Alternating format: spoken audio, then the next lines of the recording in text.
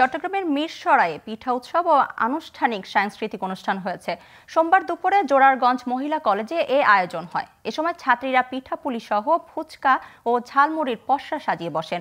Stall পরিদর্শন করেন অধ্যক্ষ মাইনউদ্দিন আহমদ, উপজেলা বিএনপির সদস্য সচিব গাজী নিজামুদ্দিন, জোরারগঞ্জ বাজার কমিটির সভাপতি আব্দুল হাই, উৎসব কমিটির আহ্বায়ক অধ্যাপক আবুল হোসেন ভূঁইয়া, সহকারী অধ্যাপক আশিস কুমার দেব বর্মন।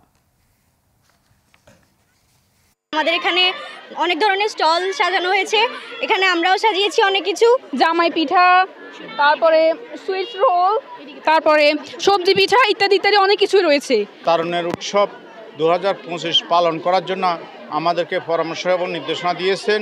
সেই পরামর্শ এবং নির্দেশনার আলোকে জোরারগঞ্জ মহিলা কলেজ কর্তৃক আজকের এই আয়োজন। অতি অল্প সময়ের ভিতরে সরকারের এই নির্দেশনা আমরা পালন করতে যাচ্ছি, কিন্তু স্বতঃস্ফূর্তভাবে মেয়েরা অংশগ্রহণ করেছে।